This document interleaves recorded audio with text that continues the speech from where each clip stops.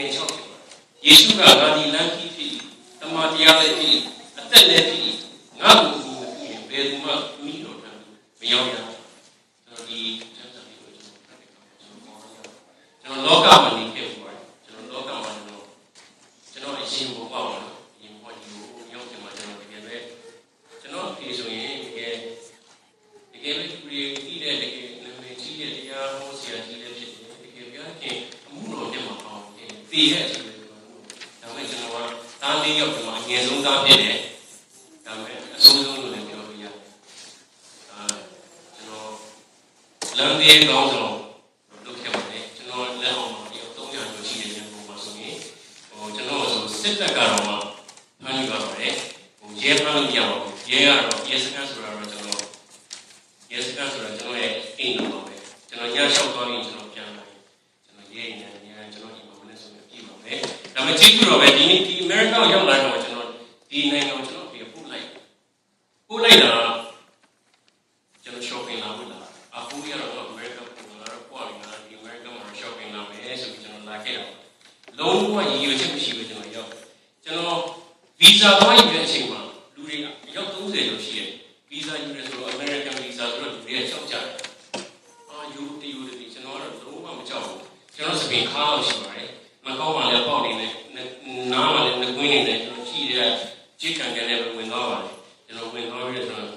ထိုင်တော့အကုန်လုံးတယောက်ခေါ်တယ်ကျွန်တော်ညီကိုကျွန်တော်ကိုလည်းပါတယ်ကျွန်တော်ကိုကြီးဆုံးလည်းပါတယ်ကျွန်တော်တို့လည်းမပါ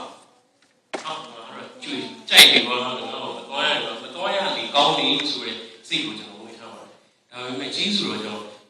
ကျွန်တော်မင်းပါတော့မင်းတို့နိုင်ငံမှာအချိုင်းနေလို့တော့ငါခဏလေး shopping လုပ်လို့ Christmas season ဆိုတော့ငါ့ကိုလည်းလာမယ်ပြီးတော့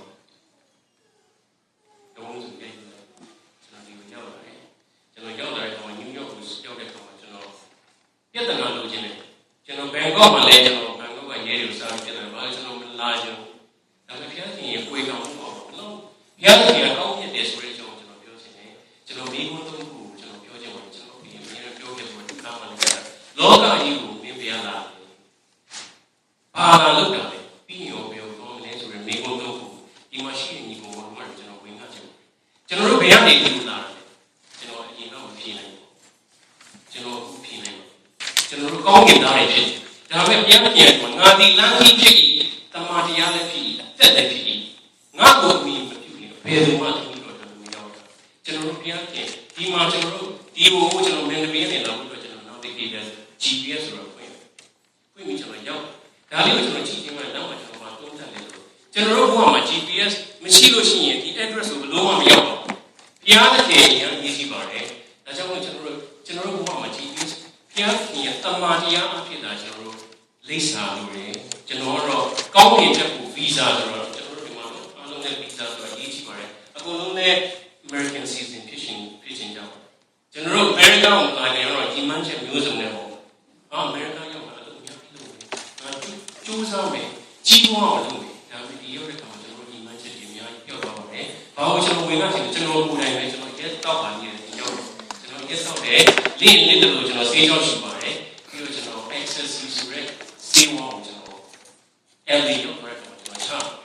ချပြီးကျွန်တော် AC ကိုလည်းကျွန်တော်ရောင်းပါနေတယ်ဒါပေမဲ့ကျွန်တော်ဘုရားမှာကျွန်တော်မပြောဘူးဒါပေမဲ့ဒီနေ့ကျွန်တော်ဘုရားသခင်ဆိုတဲ့သခင်ခရစ်တော်ဆိုတဲ့ဒီနှုတ်ပတ်တော်ကိုကျွန်တော်ရတဲ့အချိန်မှာကျွန်တော်ဘုရားတက်တာလို့ပြောနေပြီအမေရိကန်မဟုတ်ဘူးကောင်းကင်ကိုဝင်ဖို့အတွက်ကျွန်တော်ဗီဇာရပြီဒီကညီကောင်တော်မတင်စတယ်ဗီဇာရပြီလားဆိုတဲ့မိခွန်းလေးကိုကျွန်တော်ထားခဲ့ပြစီဆိုပြီးတော့ရောက်စီတိုင်းမှာဘုရားခင်ကောင်းကြီးပြပါစေကျွန်တော်ဘုံတော်ချင်းမဲ့တခြင်းမရတော့တခြင်းမဲ့မရတော့အေဒင်တစ်လေးစီတို့ဆိုတာဖြစ်ပါတယ်